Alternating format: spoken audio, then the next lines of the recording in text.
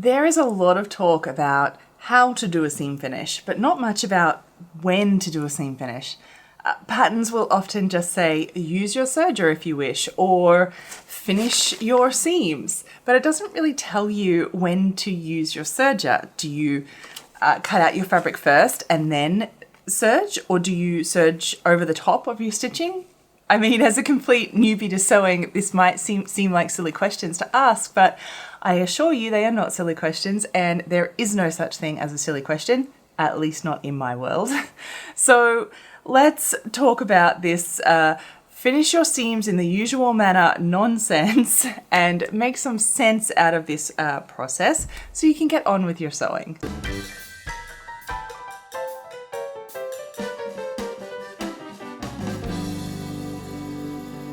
Welcome back, my sewing friends. It is always a pleasure to see your smiling faces.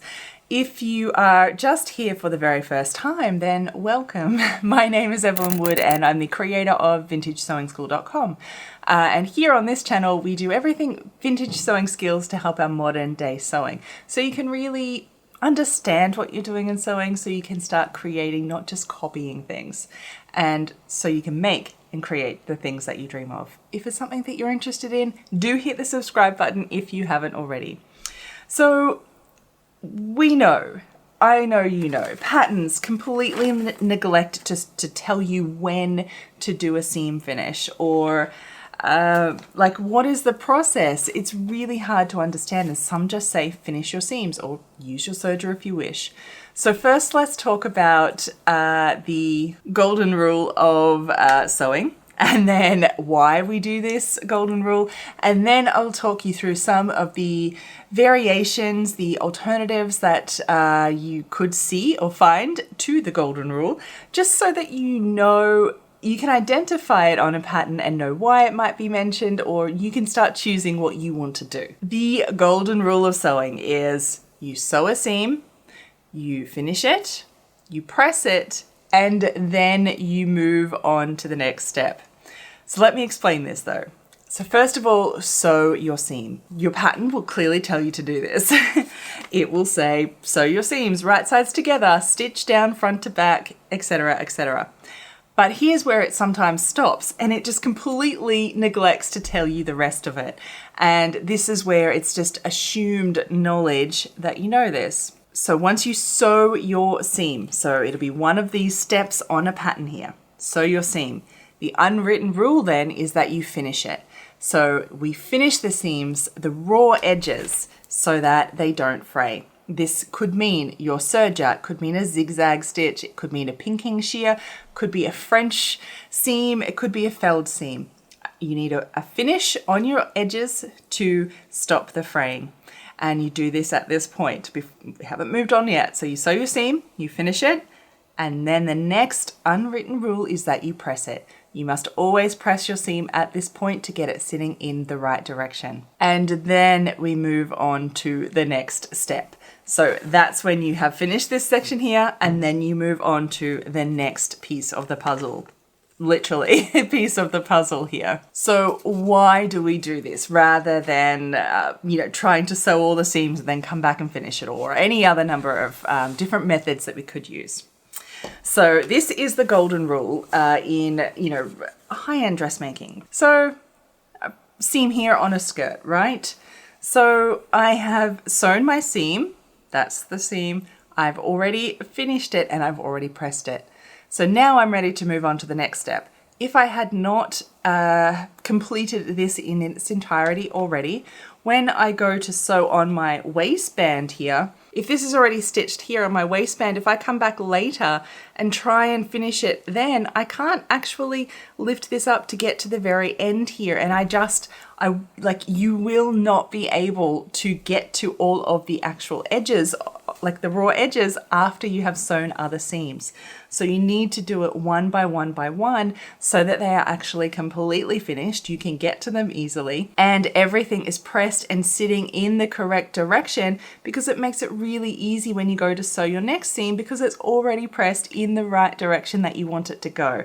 It's all finished and perfect. So you can, of course, if you have, say, all of the seams on this skirt, you could have done side seams, your back, your front, sew the seams and then go to your serger and serge all of the edges all together, but you haven't sewn any other seams on top of those seams yet. And now you can finish your seams either open or closed. This is an open seam. If closed is together, there's no right or wrong. It just depends on the look that you want. And sometimes there are construction reasons why you need to have it open as opposed to closed. So if your pattern mentions something specifically, I'd follow it for the time being until you know otherwise when and where you can choose. So follow that process and you'll be able to actually finish all your seams neatly and properly and easily, and everything will be exactly where it needs to be for your next step. So what are some of the alternatives or variations to this golden rule?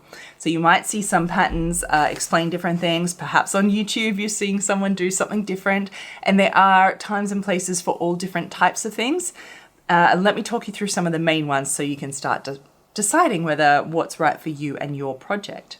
So let's say doing all your seam finishes at the end. Well, it's not really possible. We just kind of talked about that, and you know why. Because once you've sewn this, you can't get back into this seam anymore to actually finish all the way to the edge. So no, that's not an option, at least in my opinion. Finishing all of your edges at the start. So you would have just your cut pieces of garments and finishing all of your edges first before you even sew anything together. So this is a thing. It's not a thing that I would recommend. It seems like a great idea. I remember the first time hearing about it, I thought it sounded like a great time saver. Brilliant. But when you do this, I know, you know, right? When you overlock, when you do any seam finish, you cut off little bits, right? Or you get a little bit wonky and it's never perfect. And that's okay. It's everybody. So if you have already done that, you've taken a slither off, or you've slightly as we do when we go over the overlocker, and then you go to sew your straight stitch down here, you're going off an edge that is no longer exactly perfect. I mean, how much did you slither off? So where do you know where to actually make your stitch line, right? And it can warp the fabric a lot, and it's not what I would do for those reasons, because it's just getting less exact. The only, I'd say, way that would work is if you use a pinking shear edge and you actually cut out your patterns. So the pinking shear is this little zigzag edge. If you cut out your patterns with your pinking shears to save time, of course, and then it's done and dusted all together. Because you're not really taking anything off or on, you may just need to allow for a little bit of the edge, but let's not worry about that in this video. So that's the only reason how I see that as working mostly. But it is a thing. Maybe if you have fabric that is just absolutely fraying and disintegrating as you're touching it, then that would be a case to maybe finish all of your edges first, because the other alternate is it'll fray away before you get to it. So that is a time when that might be applicable for your project. What about serging and sewing your straight stitch together in one line, aka the 4-thread overlocker? So absolutely, yes, this is a thing. When you do knitwear, yes, this is almost necessity, because on your overlocker, serger, it's the same thing. Doing the 4-thread means the 3 threads are that overlock stitch that covers the edge, and the 4th one is that straight stitch that runs along through here and creates your seam at the same time. Now you must have the 4 thread because you need that single stitch to create an actual seam. As I said, knitwear, this is almost a necessity of what you need to do. There are other ways to do it, of course, but yes, this is when you would do that for that. Other than those really needed times of knitwear, my personal preference is no. I would always sew my seam first and then finish the edges separately. Why? Because for the reasons, again, you're going to get a nicer, neater, straighter stitch first with your straight stitch machine. Much nicer stitch. You can actually reverse off the ends, so it's a lot more stable and it's going to stay there a lot better. And then finishing it off separately. Trying to do it all together, you know, it's hard to control your overlocker, right? It's harder to get to little gaps. You have this teeny tiny little seam allowance left that if you need to unpick that, good luck, because there's no chance of that really happening very well. So it allows you more flexibility, and particularly when you're learning as well, having the larger seam allowance and just a straight stitch with open seams gives you more flexibility to be able to unpick and restitch without too many headaches, at least anyway. And just to mention one more time, you can do open or closed seams. So open meaning like this, or closed is when they're closed together. Generally, most cases, you can choose what you like. I like open because you can unpick your straight stitch and, readjust it very easily now or in the future. And it is less bulky. So you're actually, because you've got, half on this side, you're evening out the bulk when you get to those seams, and you've got 4 layers on top of each other instead of 8 layers if it was all on one side. But as I did mention, there is a time and place.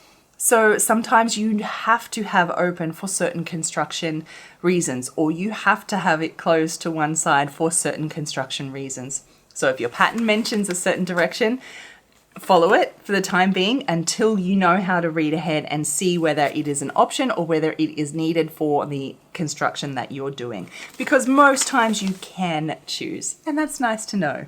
If you want to learn more about how to use your straight stitch machine to do a zigzag stitch, I have the video here.